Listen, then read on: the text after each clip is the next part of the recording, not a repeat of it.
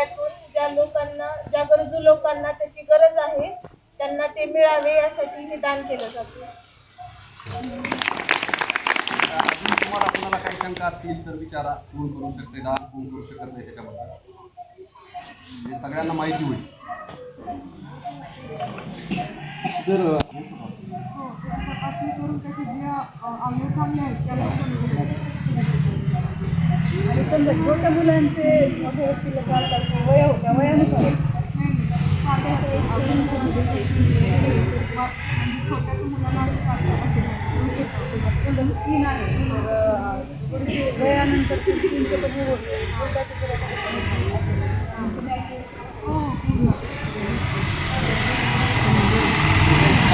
18 वर्षाच्या पुढे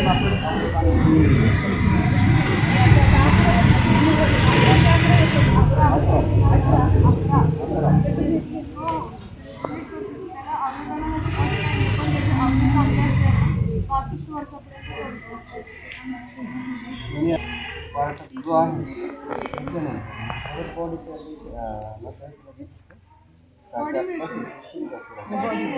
पेशंटची फक्त अवयव काढून घ्यायची आणि त्याबाबतचे सगळे तुम्हाला कार्ड वगैरे तुमचे अवयव विकले जाणार नाही किंवा त्याबाबत तुमचं सगळं रजिस्ट्रेशन ते करून दिलं पाहिजे आणि तुमचा ऑर्गन कुणाला मिळाला हे सुद्धा नंतर तुम्हाला त्याची खात्री राहते तुमच्या पेशंटचा ऑर्गन सर म्हणजे ते कोणत्या एज पासून आपल्याला डोनेट करता येते? कोणत्या पण एज वाल्यांना? 18 वर्षाच्या पुढे 18 वर्षाच्या पुढे 18 वर्षाच्या पुढे 18 वर्षाच्या पुढे आणि 65 वर्षाचे कारण व्यक्ती 65 वर्ष होईपर्यंत व्यवस्थित असतो. वय लागल्यानंतर थोडेसे त्यावेळी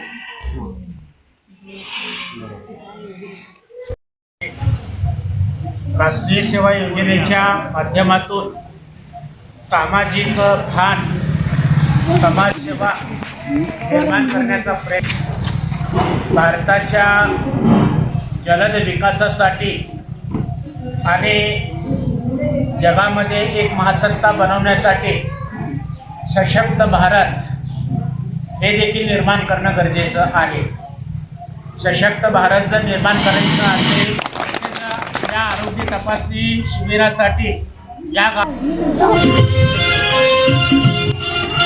इतिहासाचे रंगरूप हे आले या नगरात, इतिहासाचे रंगरूप हे आले या नगरात. स्वागतम सुस्वागतम हा मानाचा गुजरात आले या नगरात. स्वागतम सुस्वागतम हा मानाचा गुजरात. स्वागतम सुस्वागतम हा मानाचा गुजरात.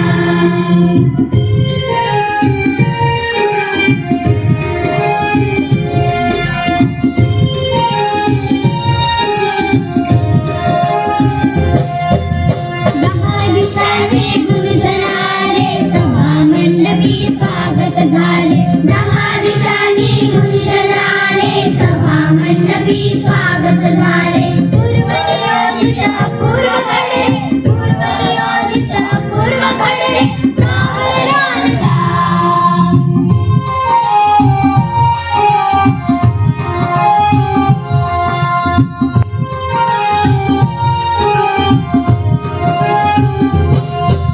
नम्रकलेचे कोणी उपासक, कोणी तपस्वी, कोणी साधक. नम्रकलेचे कोणी उपासक, कोणी तपस्वी, कोणी साधक. शिल्पकार हो सारे कल्पक, इतिहासाचे रंगरूप हे आले या नगरात. इतिहासाचे रंगरूप हे आले या नगरात. स्वागतम सुस्वागतम हा मानाचा गुजरात. स्वागतम सुस्वागतम हा मानाचा गुजरात. हा मानाचा गुजरात. हा मानाचा गुजरात. हा मानाचा गुजरात. त्यानंतर रुक्सा मॅडम यांचं स्वागत होईल. मी मॅडमला अशी विनंती करतो की रुक्सा तुम्ही मॅडमचं स्वागत करा.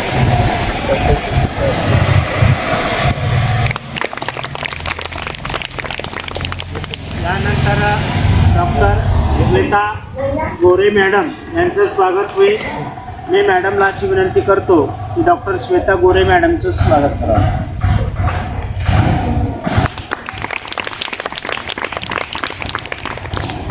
यानंतर डॉक्टर वैष्णव गिरे सरांचं स्वागत होईल.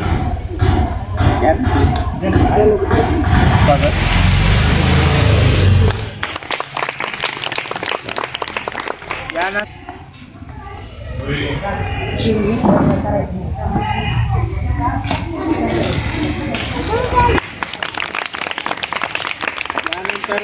श्रीमती श्रीकन्या जाधव मॅडम यांचं स्वागत होईल. मी जाधव सरांना अशी विनंती करतो डॉक्टर अशोक जाधव सरांना की त्यांनी श्रीकन्या जाधव मॅडमचं स्वागत करावं. मला वाटतं आमच्या विद्यार्थ्यांनी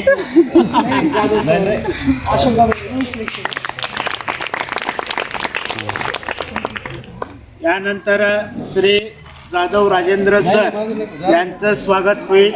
मी मॅडमला अशी विनंती करतो की जाधव राजेंद्र सरांचं स्वागत करावं.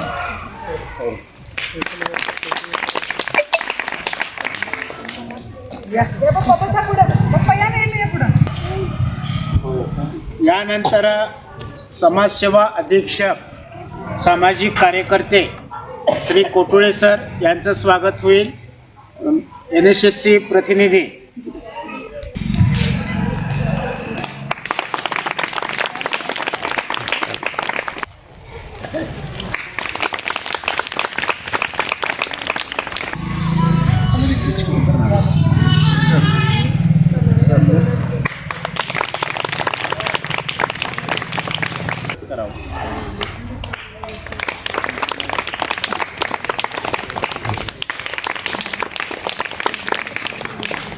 स्वागत करावं.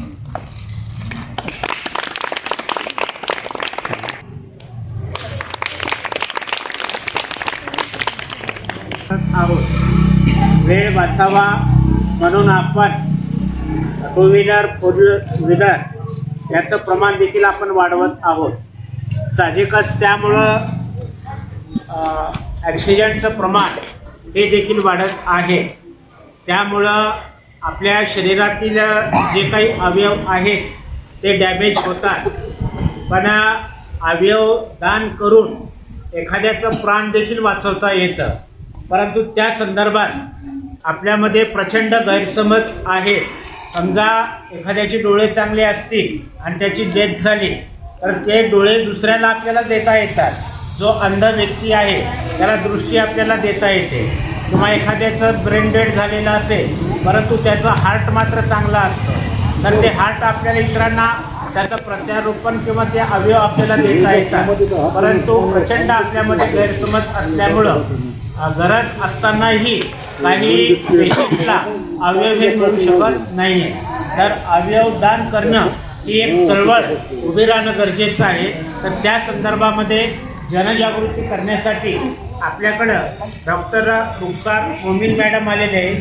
मी त्यांना अशी विनंती करतो की या संदर्भामध्ये त्यांनी माहिती द्यावी. ग्रामीण शासकीय वैद्यकीय महाविद्यालय व रुग्णालय अंबाजोगाई येथून आम्ही सर्व डॉक्टर इथे आलेलो आहोत. आमचे 2 उद्देश आहेत. एक आहे की आज आपल्यामध्ये अवयवदानाबद्दलची जनजागृती आणि दुसरा आहे की आपली आरोग्य तपासणी एक शिबिर. आम्हाला या कॉलेजच्या अनुषंगाने इथं आपल्या सर्वांच्या समोर उभं राहण्यासाठी संधी मिळाली यासाठी थँक्यू. आणि आपल्या महाराष्ट्र शासनातर्फे आणि सेंट्रल गव्हर्नमेंटतर्फे 100 दिवस आरोग्य कार्य योजना याच्यामध्ये अवयवदान जनजागृती अभियान आपण राबवत आहोत जो 100 दिवसाचा कार्यक्रम आहे.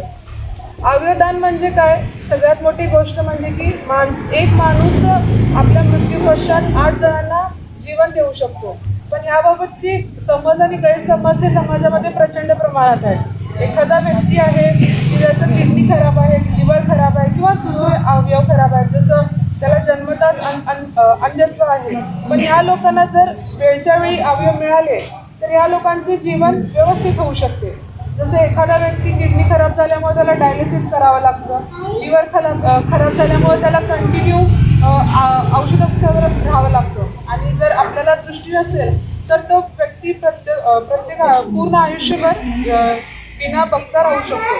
पण जर एखाद्या सुजाण नागरिकाने पुढे येऊन स्वतःचा मृत्यू पश्चात अवयवदान केले तर हे सगळे प्रॉब्लेम आपल्याला सॉल्व्ह करता येतात. तर आपल्यामध्ये आपण अवयवदान कोणत्या 3 पद्धतीमध्ये करू शकतो. एक आहे की जिवंत व्यक्ती आपल्या नातेवाईकांसाठी आणि इतरांसाठी अवयवदान करू शकतात. म्हणजे जिवंतपणे आपल्या घरात फॉर एक्झाम्पल एक पेशंट आहे की ज्याची किडनी खराब आहे किंवा लिव्हर खराब आहे, तर जर आपलं रक्त सेम असेल, बाकी सगळ्या तपासणी केल्यानंतर काही रिस्क नसेल, तर स्वतःचा आपण किडनी किंवा लिव्हर आपल्या फॅमिली मेंबरला देऊ शकतो. याबाबतची तर माहिती आहे. लोक आपल्या एखाद्या फॅमिली मेंबरला आपलं अवयव दान करायला घाबरत नाहीत. त्याबाबतची समाजामध्ये जनजागृती आहे तेवढी. पण दुसऱ्या ज्या लोकांना गरज आहे त्याच्यासाठी आपण आपला जर एखाद्या व्यक्तीचा मृत्यू नैसर्गिकपणे झाला, म्हणजे घरीच एखाद्या माणसाचा मृत्यू झाला, त्याला काही आजार वगैरे नव्हता, आणि दुसरा अचानक एखाद्या व्यक्तीचा ॲक्सिडेंट होतो, ॲक्सिडेंट झाल्यानंतर त्याचा ब्रेन डेड होतो. ब्रेन म्हणजे आपला मेंदूचा छोटा भाग असतो, त्याला ब्रेन स्टेम म्हणतात. तुम्हाला माहीत असेल मुलींना. पण कसं आहे, त्या जर छोट्या मेंदूचं पूर्ण काम बंद झालं रक्तपुरवठा न झाल्यामुळं, तर तो व्यक्ती बाकीचे सगळे त्याचे जे अवयव आहेत ते दान करू शकतो. एक एक्झाम्पल सांगते. 11 वर्षाचा मुलगा खेळता खेळता डेथ झाली होती त्याची. आमच्या हॉस्पिटलमध्ये त्याच्या आईवडिलांनी त्याला घेऊन आले आणि त्याच्यानंतर त्याचा ब्रेन डेथ झाला हे डॉक्टरांनी सांगितलं. पण ब्रेन डेथ झाला म्हणून असं नाही की त्याची बाकीचे ऑर्गन खराब होते. त्याचा फक्त मेंदूला रक्तपुरवठा बंद झाला. त्यामुळं काय झालं नंतर की बाकीचे त्याचे जे ऑर्गन होते ते त्याच्या पालकांच्या परवानगीने काढून घेऊन जे गरजू 8 लोक होते त्यांना ते अवयव देण्यात आले. म्हणजे असं नाही आहे की मोठ्या माणसांच्या मध्ये हे नाही आहे. त्या 11 वर्षाच्या एकुलत्या एक मुलाच्या आईवडिलांनी हा डिसिजन घेऊन त्या मुलाचे अवयव दान केले. त्यामुळे समाजात आपण स्वतःसुद्धा पुढे येऊन ह्याच्याबाबत जनजागृती करणे गरजेचं आहे. म्हणजे आम्ही डॉक्टर म्हणून नाही, तुम्ही सगळे नागरिक म्हणून सुद्धा याच्या बाबतीत तुम्हाला माहिती पाहिजे. तर हे 3 कारणामध्ये आपण अवयवदान करू शकतो. आणि कुठले अवयव सगळ्यात जास्त गरजेचे आहेत. किडनी, लिव्हर, डोळे आणि आपली स्किन. फॉर एक्झाम्पल कधी असं एक दुर्घटना होते ज्याच्यामध्ये खूप साऱ्या लोकांचं म्हणजे तिथं आग लागते, त्वचा खराब होते. आता त्या लोकांना लवकर जर बरं करायचं असेल तर त्यांची त्वचा रिप्लेस करणं गरजेचं आहे. पण आपण काय करतो, कॅडावर म्हणजे एखाद्या व्यक्तीचा मृत्यू झाला तर आपण देहदान पण करत नाही. म्हणजे आपल्यामध्ये भीती अशी आहे की आपण आलोय एका देवाकडून आणि आपलं आयदर आपल्याला म्हणजे जाळून किंवा पुरून हे 2 ह्यानं आपण आपलं आयुष्य ठेवावं. पण असं म्हणत नाही की आपण आपलं जाताना सुद्धा, कारण ते दोन्ही सुद्धा त्याचा काही यूज नाही आहे जाळणं किंवा हे केल्यानंतर. पण जर आपण ऑर्गन डोनेशन करून त्या सगळ्या गोष्टी केल्या तर त्याच्यामध्ये काही फरक येणार नाही. नैसर्गिकपणे जर मृत्यू झाला तर जवळपास व्यक्तीला सर्व त्याचे जे चांगले अवयव असतील ते करता येतात. मेंदूच प्रमुख मृत्यू झाला तर 2 प्रकारचे अवयव, एक म्हणजे आपले लिव्हिंग ऑर्गन जे असतील ते, आणि टिश्यूमध्ये काय करतात की आपली त्वचा येते. जळलेल्या लोकांची त्वचा भरून येण्यासाठी त्याला एखाद्याकडून त्वचा डोनेट करून जर मिळाली तर त्याची त्वचा लवकर बरी होते. त्यामुळे त्वचासुद्धा ऑर्गन डोनेशनमध्ये येते. आणि बाकी सगळे आपले ऑर्गन आहेत. त्या व्यतिरिक्त आता आपल्याला फरक आहे की कोमा आणि ब्रेन डेथ ह्या 2 गोष्टी सेम आहेत का, तर नाही. कोमा म्हणजे तो माणूस जिवंत आहे, त्याचा मृत्यू झालेला नाही आहे, तो माणूस औषधोपचाराने बरा होऊ शकतो, त्याच्यामध्ये चान्सेस असतात. पण ब्रेन डेथ ही अशी कंडिशन आहे की ज्याच्यामध्ये त्याचं मेंदूचं सगळं फंक्शन थांबलेलं असतं. त्यामुळं तो व्यक्ती जवळ म्हणजे डेथच आहे, पण त्याचे बाकीचे ऑर्गन हे थोड्या काळाकरिता ते चालू असतात. त्यामुळे आपण ब्रेन डेड व्यक्तीला ऑर्गन डोनेशनसाठी प्रेफरन्स देतो. पण कोमामध्ये ऑर्गन डोनेशन आपण करत नाही जोपर्यंत त्या व्यक्तीचा मृत्यू होत नाही. पण आता आपल्याला आपण बघतो की ऑर्गन डोनेशनमध्ये भारत कितव्या क्रमांकावर आहे. भारतातील मृत्यू पश्चात अवयवदानाचे प्रति दशलक्ष लोकसंख्येत केवळ 0.16% म्हणजे केवळ 10 लाखापाठीमागं 16% लोक फक्त आपण अवयवदान करतो. म्हणजे हे इतकं कमी प्रमाण आहे. पण भारतात दररोज 6,000 व्यक्तींना अवयव न मिळाल्याने त्यांचा मृत्यू होतो. आणि दर 11 मिनिटांनी एका व्यक्तीची त्यामध्ये भर पडतं. पण जर अवयवदान केले तर हे सगळं आपल्याला थांबवता येतं. पण वर्षाला 5 लाख लोकांचा अवयव न मिळाल्यामुळे मृत्यू होतो. तर आपण एक नागरिक म्हणून आपल्या सर्वांची रिस्पॉन्सिबिलिटी आहे की अवयवदान होणे गरजेचं आहे. कॅडावर अवयवाचे प्रत्यारोपण बद्दल जागृती नाही. कॅडावर म्हणजे काय, की आपलं देहदान करणे. काही जणांचे आजारपणामुळे मृत्यू होतो, पण आपण ऑर्गन डोनेट नाही करू शकत, आपले म्हणजे अवयव नाही डोनेट करू शकत. पण शिक्षणाकरिता जसं मेडिकल कॉलेजेसमध्ये मुलांना शिकवण्यासाठी आपल्याला एक कॅडॅवर म्हणून डेड बॉडीज असतात, तर त्याच्यासाठी सुद्धा देहदान करणं गरजेचं आहे. त्यानंतर आपण बघतो की भारतामध्ये कोणत्या अवयवदानाचे कोणत्या अवयवांचे दान मुख्यत्वे होते. एक म्हणजे रक्त. जसं आपण की आपल्या एका नातेवाईकाला कुठला तर आजार झाला आहे, त्याला ब्लडची कमतरता आहे, तर आपण त्याला रक्त देतो. आपलं सेमच आहे. किंवा आपण ब्लड डोनेशन कॅम्प घेतो खूप सारे, त्या ब्लड डोनेशन कॅम्पमध्ये आपण ब्लड पण डोनेट करतो. दुसरं आहे किडनीज. किडनीमध्ये आपण जिवंत असताना किंवा डेथ झाल्यानंतर सुद्धा आपण त्याचं डोनेशन करतो. डोळे आधी अशी विधी होती की पूर्ण डोळे काढून घेतात अवयवदानामध्ये, पण तसं नाही आहे. आधी तेवढं मेडिकल टेक्नॉलॉजी फॉरवर्ड नसल्यामुळे ते नव्हतं, पण आता डोळ्याचा आपला जो पुढचा पापुद्रा आहे तोच आपल्या डोळ्याच्या ह्याच्या दृष्टीसाठी इम्पॉर्टंट असतो, तेवढंच काढून घेतलं जातं. त्यामुळं मृत्यूपश्चात माणूस कुरूप होतो किंवा त्याचं पूर्ण हे बिघडतं असं काही नाही आहे. त्यामुळं नेत्रदानासाठी सुद्धा आपण पुढे यायला पाहिजे. अवयवदानाची स्थिती सुधारण्याकरिता देशात मेंदूस्तंभ मृत्यू पुरेसे आहेत का? मेंदूस्तंभ मृत्यू म्हणजे ब्रेन डेथ, जे मी सांगितलं की ॲक्सिडेंटनंतर डेथ होतात. भारतात मेंदूस्तंभ मृत्यू झालेल्यांची संख्या किती असेल मग? एखाद्या शहरातील मोठ्या रुग्णालयात रोज 20 ते 22 अपघाताच्या रुग्णांमध्ये एक तरी मेंदूस्तंभ मृत्यू झालेला रुग्ण असतो. अजूनही सर्वत्र मेंदूस्तंभ मृत्यूचे निदान करणारी प्रशिक्षित यंत्रणा आपल्याकडे नाही आहे प्रत्येक दुसऱ्या हॉस्पिटलमध्ये. पण आवश्यकता कशाची आहे की जनजागृती आणि प्रशिक्षणासाठी. जनजागृती ही आमच्यातर्फे तुमच्यासारख्या सामान्य नागरिकांना होणार आहे. त्यामुळं घरात मृत्यू झाला तर व्यक्तीचं काय करावे की तो व्यक्ती जर नैसर्गिकपणे मृत्यू झाला असेल तर जवळच्या हॉस्पिटलमध्ये जाऊन तिथं आपण सांगावे की ह्या व्यक्तीचा मृत्यू काही कारणास्तव म्हणजे थोड्याशा आजाराने झाला आहे. मग जर इच्छुक असतील तर तिथं सांगून त्या व्यक्तीच्या सगळ्या ऑर्गनची तपासणी करून ऑर्गन डोनेट करता येते. आता ह्याच्यामध्ये आपले किती वेळापर्यंत आपले ऑर्गन्स जिवंत राहू शकतात, म्हणजे एखाद्या व्यक्तीचा मृत्यू झाला आहे तर किती लवकरात लवकर आपल्याला अवयवदान करायला पाहिजे.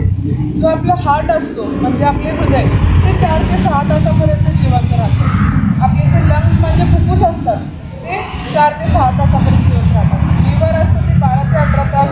किडनी असतात त्यासुद्धा 36 तास, म्हणजे जवळपास 1.5 दिवस जिवंत राहतात. त्यामुळे एवढ्या काळामध्ये आपण जाऊन डोनेट करू शकतो. आता ह्याच्यामध्ये आपल्याला एक भीती काय असते की आपण ऑर्गन डोनेट केलं आणि आपली अवयवांचा गैरवापर होऊ नये, म्हणजे की अवयव विक्री किंवा अशा लोकांमध्ये न्यूजतर्फे सगळं माहिती मिळालेली आहे. पण तसं होऊ नये म्हणून काय आहे, zonal transplant coordination committee ZTCC ह्याच्यामध्ये अवयवांची खरेदी विक्री होऊ नये म्हणून महाराष्ट्र सरकारने उपाययोजना केल्या आहेत. तर त्या काय आहेत की राज्यातील प्रत्येक अवयव याचकाची एक यादी आहे, म्हणजे जे अवयव दान करणार आहेत त्यांची एक यादी बनवली जाते आणि रुग्णालय अवयव प्रत्यारोपणासाठी रजिस्टर असते, त्या रुग्णालयात अवयव काढता येतात. म्हणजे त्या रजिस्टरची सगळ्या व्यवस्थितपणे आपण माहिती ठेवतो, म्हणजे कुणाचा ऑर्गन म्हणजे ऑर्गन देणारे, अवयव देणारे आणि अवयव घेणारे ह्यांच्या बाबतीत माहिती ठेवली जाते. त्याच्यामुळं अवयवदानानंतर आपल्या अवयवाचा गैरवापर होईल अशी भीतीसुद्धा आपण मनात बाळगू नये.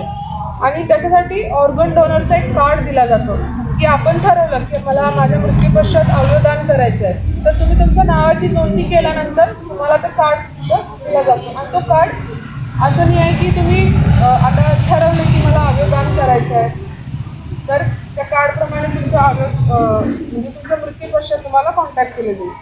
त्यानंतर आपण आहे की कोणते लोक आहेत की जे अवयवदान करू शकत नाही. ज्या लोकांचा मृत्यू रेबीज, HIV, सेप्टिसेमिया म्हणजे इन्फेक्शन होऊन, पाण्यात बुडून किंवा कॅन्सर अशा आजाराने जर त्यांचा मृत्यू झाला आहे त्या लोकांचं अवयवदान करता येत नाही. आणि ह्यामध्ये आणखी एक आपल्याला आपल्या सेफ्टीसाठी आहे की मानवी अवयवदानबद्दलचा कायदा. तर तो कायदा कुठला आहे? हा एक प्रकारे मृत्यू आहे अशी संकल्पना हार्वर्ड युनिव्हर्सिटीने 1968 साली मान्य केली आणि अमेरिकन कायदा झाला. तर भारतामध्ये त्याला मान्यता 1994 मध्ये मिळाली आणि त्या अनुषंगाने ह्युमन ऑर्गन ट्रान्सप्लांट ॲक्ट हा कायदा झाला. या कायद्याअंतर्गत आपण काय ठरवलं की अवयवदानाला वयाची कोणतीच अट नाही आणि अवयवदानमध्ये पैशाची देवाणघेवाण नसते. म्हणजे हे फ्रीमध्ये अवयवदान होतं. पण ह्याच्यामध्ये सगळ्यात आपल्याला एक समाधानकारक बाब आहे की एक व्यक्तीनं जर आपल्या मृत्यूपश्चात आपले अवयवदान केले तर तो 8 जणांचे आयुष्य वाचवू शकतो. त्याच्यामुळं आज आपण इथं ही प्रोग्राम घेऊन आलेला आहे. ह्याच्यासोबत एक गोष्ट आहे की रजिस्ट्रेशनसुद्धा होईल. पण तुम्ही रजिस्टर केला म्हणजे तुमच्या मृत्यूपश्चात तुम्हाला कंपल्शन आहे असं नाही आहे. तुम्ही ती प्रतिज्ञा घेऊ शकता की माझ्या मृत्यूपश्चात मी अवयवदान करेन. पण तुमची इच्छा नसेल तर काही त्याला बंधन नाही आहे. त्यामुळं आज आपण एक नागरिक म्हणून सगळ्यांनी ती प्रतिज्ञा घेऊ शकतो ऑनलाईन. ते आमचे इथले जे डॉक्टर असतील ते रजिस्ट्रेशन करून घेतील. पण तुम्ही रजिस्टर केला किंवा तुमचं सर्टिफिकेट आलं म्हणून तुम्हाला कोणी येऊन असं म्हणणार नाही की तुम्ही करायलाच पाहिजे. हे तुम्ही एक नागरिक म्हणून सगळ्यांनी आपण ही प्रतिज्ञा घ्यायची आणि त्याच्यामध्ये ते रजिस्ट्रेशन करायचं आहे. तर अवयवदानाबद्दलची छोटीशी माहिती मी तुम्हाला सांगितली. काही शंका असतील तर आपली जी प्रतिज्ञा आहे ते झाल्यानंतर विचारा. आता माझ्यापुढे सर प्रतिज्ञा सांगतील.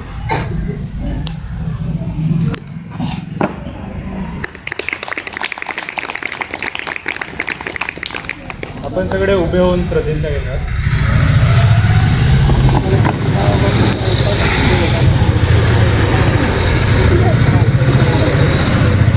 मी आज भारताचा एक स्वाधीन नागरिक म्हणून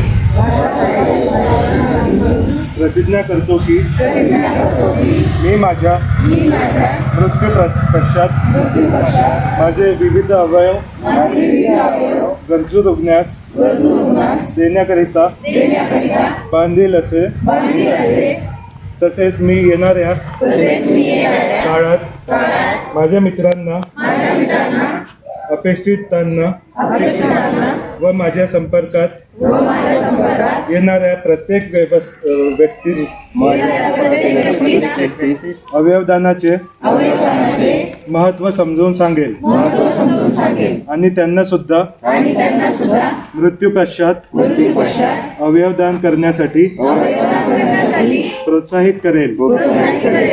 सादर अवयवांचे कार्य मी स्वच्छतेने करेन आणि इतरांनाही सत्कार्यासाठी पुढे येण्याचे आवाहन करेन.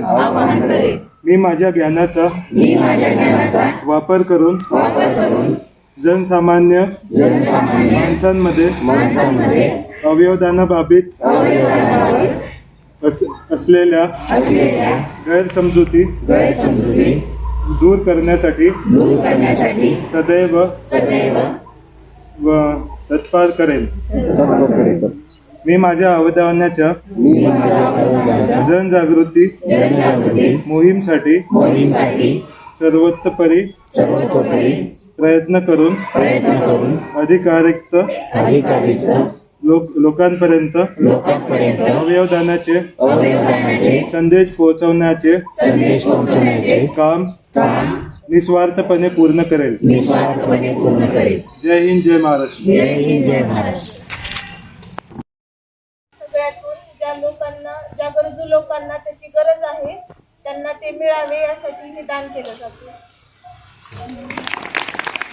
अजून तुम्हाला कोणाला काही शंका असतील तर विचारा. कोण करू शकते दान, कोण करू शकत नाही त्याच्याबद्दल म्हणजे सगळ्यांना माहिती होईल. जर तपासणी करून त्याचे जे अवयव चांगले आहेत त्याला आणि समजा छोट्या मुलांचे वय होत्या वयानुसार छोट्याच्या मुलांना स्किन आहे तर वयानंतर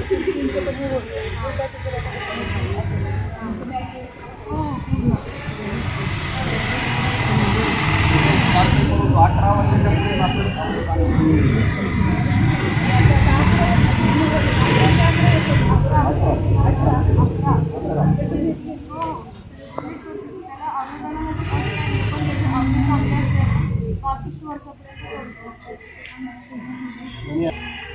जो आहे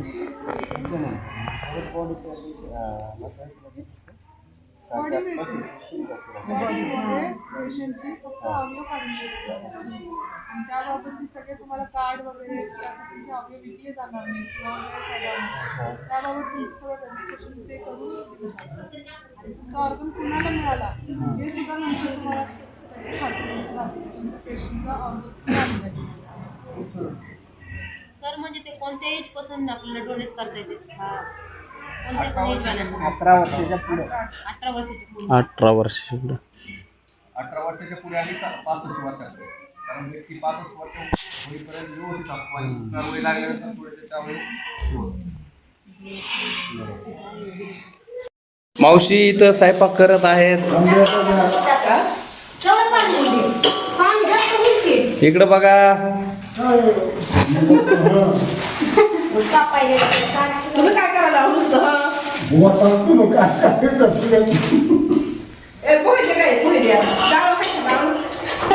सकाळी नाश्त्याची तयारी चालू आहे पोहे करायला.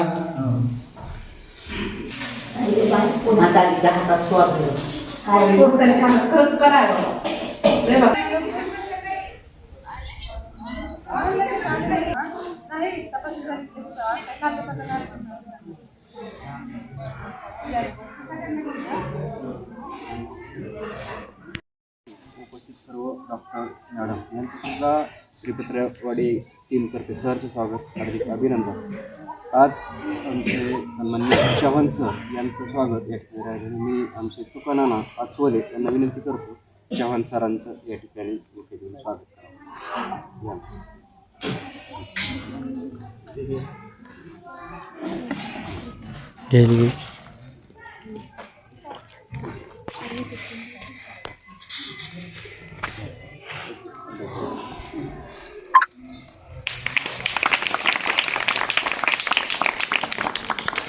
तसेच NSS प्रमुख आमच्या फॅमिली मेंबर ज्यांच्या माध्यमातून श्रीपत्रवाडीचं नातं आणि आमचं एक जिव्हाळ्याचं नातं खूप वर्षापासून चालू आहे. आणि NSSचा विद्यार्थी जसं तुम्ही आहे तसं मी विद्यार्थी होतो आणि आपले अंधेगावच्या PPED कॉलेजला ॲडमिशन होतं आणि क्लास जे असतात तुमच्या ह्याच्यामध्ये व्हायचे कॉलेजला विनीताई चव्हाण आणि तिथं आमचे रिलेशन तिथं ओळख झाली सगळ्या टोटल त्याच्यामध्ये प्रत्येकाच्या माध्यमातून. मॅडमचं स्वागत या ठिकाणी आमच्या सरपंच पवार यांना विनंती करतो त्यांनी मॅडमचं स्वागत.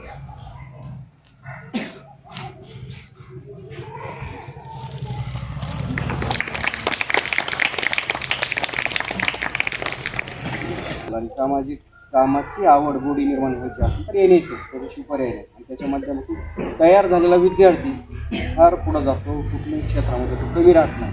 आणि शिक्षण घेणं आणि नोकरी लागणं एवढ्यापुरतंच मर्यादित नाही. तर मी म्हणतो शिक्षण हे अशी अशी गोष्ट आहे की शिक्षणामधून माणूस म्हणून जीवन जगतो सगळ्यात महत्त्वाचं. नोकरी हा विषय गौण आहे. ज्याला माणूस म्हणून जीवन जगायचं त्याने शिक्षण घ्यायचं 100%. तुम्ही म्हणता मग आम्ही काय बाकीचे माणसं नाही असा पण प्रश्न आहे. पण माणसामध्ये फरक आहे. आपलं जीवन कशासाठी आहे, आपलं ध्येय कशासाठी आहे आणि आपलं सुद्धा या समाजासाठी काहीतरी देणं आहे ती त्या शिक्षणामधून समजते. तिथून पुढं आपण ते काम करत असतो वेगळ्या ह्याच्या माध्यमातून. फक्त आपलं स्वतःचं कुटुंब आणि आपलं स्वतःचं वैयक्तिक आयुष्य म्हणजेच समाज नाही किंवा तेच म्हणजे जीवन नाही. हे आज अवतीभोवती जे परिसर आहे, अवतीभोवती जे शिरूपले आहे, बाकीचे जे जनता आहे त्यांच्या सानिध्यामध्ये आपलं काय सत्कार्य लागतं का तो माणूस आहे. त्याच्या माध्यमातून NSSच्या माध्यमातून खूप गोष्टी शिकण्यासारख्या असतात. त्याच्यातून वेगळं ज्ञान मिळत असते, संभाषण मिळत असते. आणि आमचे चिमुकले विद्यार्थीसुद्धा मी खरं तर आमचे सरदेशमुख सर आणि जाधव सर दोघांचं सुद्धा अतिशय कौतुक करतो किंवा त्या विद्यार्थ्यांना खूप काही नॉलेज दिलेलं आहे. आपल्याला त्यांची भागाकार गुणाकार उजळणी मलासुद्धा येत नाही. आता जाधव सरांनी मला बऱ्याच वेळेस मी प्रॅक्टिकल घेत असतो गेल्यानंतर गुणाकार भागाकार एवढे अंकी देतात म्हणजे माझ्यासुद्धा कल्पनेच्या बाहेर. खूप अतिशय एक अभिमानाची गोष्ट आहे. आता या चिमुकल्याने सुद्धा सांगितले किंवा ते स्वागत गीताच्या माध्यमातून चांगली टीम तयार केलेली आहे. ही सगळ्या गोष्टी करणं गरजेचं आहे. मी चिमुकल्यांना एक प्रश्न विचारेन. मी प्रत्येक आमचे क्लास होत असतात वेगवेगळ्या कार्यक्रमामध्ये. आपण आजारी का पडतो कोण सांगेल? आजारी पडण्याचं कारण काय नेमकं चिमुकल्यामधून कोण सांग. हां दुसरा दुसरं बरोबर. दुसरं कोण सांगतं का आणखी कोण सांगतंय? आपण सांगितलं होतं ना पाठीमागे. कोण सांगतंय? तर आपण आजारी का पडतो त्याला सांगितलं. आपण पित असलेलं पाणी आणि खात असलेलं अन्न. सगळ्यात महत्त्वाचं कारण काय आहे? आपण आपल्या आहारामध्ये खात असलेला भाजीपाला. बरोबर सांगितलं होतं का? भाजीपाला कसला खायचा? रासायनिक फवारण्याला केलेला खायचा का नाही केलेला खायचा? हा बरोबर. म्हणजे आता शिक तुमच्या लक्षात आहे काय सांगायचं ते. सगळ्यात महत्त्वाचा विषय आहे. आपण आजारी पण आता इथं सगळी डॉक्टर टीम आहे. आपण आजारी पडल्यानंतर यांच्याकडे गेल्यानंतर आपल्याला पहिला प्रश्न ते विचारतात, रात्री जेवण काय केलं होतं, पाणी कुठलं पिलं होतं, आपली बेसिक गोष्टी. मग आपण आमच्या वॉटर शाळा नॅशनल ट्रस्ट संस्थेच्या माध्यमातून आम्ही जनजागृती प्रत्येक गावामध्ये करत असतो. पाटोदा तालुक्यामध्ये 50 गाव आहेत. तिथं आपलं आरोग्य निरोगी राहण्यासाठी घरच्या घरी लागणारा भाजीपाला 100% सेंद्रिय जैविक पिकवा, तोच काही आम्ही त्या ठिकाणी सगळ्या गावकऱ्यांना सांगत असतो. आणि परसबागचं बियाणं मोफत त्या ठिकाणी जैविक सेंद्रियच्या माध्यमातून. कारण रासायनिकचे अतिशय महागडे औषधं आहेत. एकदा फवारल्यानंतर 15 दिवस त्याला दुसरं औषध फवारायची गरज लागत नाही, कंपनी सांगते. आणि आपण भाजीपाल्यावर फवारल्यानंतर 3-4 दिवशी ती भाजीपाला तोडतो, घरी आणून खातो. खाल्ल्यानंतर त्याच्यावर असलेला तो रासायनिकचा घटक डायरेक्ट शरीरात आपल्या जातो. मेन कारण हे आपण आजारी पडण्याचं. आपल्यासाठी घरी लागणारा भाजीपाला 100% आपण सेंद्रिय पिकवायचं आणि सेंद्रिय खायचं. त्याच्या माध्यमातून आरोग्यासाठी ही काळाची गरज आहे. खूप काही गोष्टी या ठिकाणी सांगण्यासारख्या आहेत. आणि महत्त्वाचा विषय आरोग्याचा या ठिकाणी आमच्या डॉक्टर सर्व टीमनं हाती घेतलेला आहे. त्यांचंसुद्धा मी प्रत्येक स्वागत करतो. एखाद्या व्याख्यानामध्ये आपण स्पेशल विषय घेऊन त्याच्यावर थोडंसं नंतर पुन्हा मार्गदर्शन करू. आज सर्वप्रथम उद्घाटना दिवशी खरं तर मला उपस्थित राहायचं होतं, पण ती काही मुंबईची आमची मिटिंग असल्यामुळे राहता आलं नाही. मी मॅडमला म्हणलं काल सुट्टी होती, मी सुट्टीला आलो, पण आज आवर्जून आजचा दिवस NSS कॅम्पसाठी या ठिकाणी द्यावा. मी या ठिकाणी थांबलेलो आहोत. तुमचं परत एकदा सहर्ष स्वागत करतो. हार्दिक अभिनंदन. आज कामाचे दिवस असल्यामुळे आमची संख्या कमी गावातील, आणि काल आलो आणि आज नियोजन म्हणजे ह्या चालू रनिंग 5-6 दिवस असल्यामुळे एका दिवशी चांगला आणखी उद्घाटन झाला तसं समारोप असेल किंवा मध्ये एखादा दिवस घेऊन मग सगळ्याला गावकऱ्यांना आवाहन करून त्या ठिकाणी चांगला उपक्रम त्या ठिकाणी आपण राहू. आजची ही जी आहे ती प्रोसेस म्हणून आपण त्या ठिकाणी इथून पुढे चालू ठेवूया. परत एकदा आपल्या सर्व टीमचं सहर्ष स्वागत करतो. खास करून मॅडमचं अभिनंदन करतो. त्यांनी आमचं गाव घेतलं आणि आमच्या गावामध्ये आपल्या ह्या गावासोबत गावकऱ्यांसोबत हितगुज साधण्याची संधी वेगवेगळ्या. ह्याच्यातून काय असतंय, फक्त हा उद्देश ह्याच्या पाठीमागचा आहे किंवा ह्याची कुठंतरी जनजागृती व्हावी, त्याच्यापासून सुरुवात व्हावी. त्या 4 आज आपण आहोत तर 4 पासून 10 व्यक्तीपर्यंत कसं जाईल हा त्याचा उद्देश आहे. आणि घराघरामध्ये जात असतं. हे चिमुकले विद्यार्थी उद्या देशाची घडवणारी पिढी आहे. त्यांच्या जर मनावर जर ते बिंबवलं तर उद्या ही भविष्यामध्ये तेच चांगलं कार्य करणार आहे. त्यांना जर आज समजलं की आपल्याला घरी लागणारा भाजीपाला रासायनिक औषध फवारायचं नाही, घरी गेल्यानंतर आई वडिलांना सांगतात की 100% तेवढ्या घरामध्ये हा विषय का सगळ्यात महत्त्वाचं कारण आहे. दिसायला ही छोटी असतात पण ह्यांचं मन मोठं असतं आणि प्रांजळ मन आहे. आपल्यासारखं नाही. आपल्या मनाला खूप काम आहे. खूप बाहेर गेलं की 100 कामं. तर ह्यांचं काही नाही. त्यांच्या डोक्यात आता बसलं ना, आज काय झाला कार्यक्रम, ते बिलकुल फिट असतं. दुसरं काही नसतं टेन्शन. आपण बाहेर जायच्या आधी 100 याच्यावर मेसेज कॉल असतो. त्याच्यातच डोकं सगळं आउट होत नाही. कधी राहणार आहे घरी जाऊन. त्याच्यामुळे ही महत्त्वाची म्हणजे सांगण्याचं मतलब की ह्यांच्यामध्ये खूप मोठी ताकद आहे. आणि ह्यांनी स्वीकारलेली गोष्ट आईवडिलांना करावीच लागते. ह्यांनी जर हट्ट धरला, ह्यांनी जर म्हणले की मला जी पाहिजे मग द्यावाच लागतं. बाल हट्ट येतो, त्याचं काही म्हणजे त्याला शंकाच नाही. त्याच्यामुळे आम्ही कुठलाही कार्यक्रम घेत असताना जिल्हा परिषद शाळेला निवडतो. ह्यांच्यामार्फत गावापर्यंत घरापर्यंत सगळे विषय घेऊन जाण्याचं आम्ही या ठिकाणी काम करतो. तर ही सुंदर घडवण्याचं काम दोन्ही सर या ठिकाणी करत आहेत. त्यांचं परत एकदा सहर्ष स्वागत करतो. महिला कॉलेजची सर्व टीम असतील, बाकीचे सर असतील, डॉक्टर टीम असेल, त्यांचंसुद्धा सहर्ष स्वागत या ठिकाणी करतो. आमचे डॉक्टर बिराजदार सर आमचे फॅमिली मेंबर आहेत. त्यांचं सकाळी कॉल झाला की येईल म्हणले त्यांच्यातील एका दिवशी आपल्या कॅम्पला. बिराजदार सर स्वतः व्हिजिट देतो म्हणले. त्यांचासुद्धा वेळ घेऊन या ठिकाणी आपण करू. आणि म्हणजे मला अभिमानानं सांगायला वाटतं, श्रीपतरायवाडी नाव तुम्ही जर एखाद्या चिठ्ठीवर पाहिलं तर विचारित नाही कोण पेशंट आहे कुठला आहे. फक्त गावाचं नाव पाहतात. 100% त्यांना इलाज करतात. असे कितीतरी पेशंट आहेत त्यांनी फक्त श्रीपतरायवाडी नावावर याकडे दुरुस्त केले. म्हणजे नाते रिलेशन आहेत या ठिकाणी. मला अभिमान आहे की आमच्या गावाचे सगळं टीमचं या ठिकाणी सर्व या ठिकाणी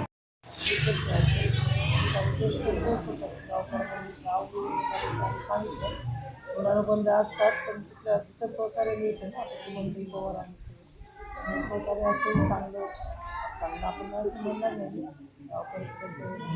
लोक असतात किंवा समाजसेवक त्यांच्यापर्यंत आमच्या विद्यार्थ्यांनी यावं, आमच्याकडून पण त्यांना सहकार्य व्हावं यासाठी नियोजन आहे. आणि देहदानाचं जे आपण ज्या बोललो त्यामध्ये आणि बऱ्यापैकी झालेलं आहे आणि तुमच्या मार्फत आमच्या कॉलेजच्या मार्फत यांच्यापर्यंत आम्ही पोहोचलो याचाही आम्हाला म्हणून खूप आनंद आहे. याची गरज दिले तरी खिचन करता येईल, कवा खाता येईल कवा नाही असं म्हणजे. खेळला ना जी वयानुसार भूक लागते तर अजून वय वाढतंय ना त्याचं, त्यासाठी काय आहे जेवढं तो खातं तेवढं द्या त्याला. पोटासाठी बसको पण लहान लेकरांना डायरेक्ट गोळ्या नाही खायच्या. हा सर ते काम अरे लहान लेकरांना बरं बरं मी तिला सांगते.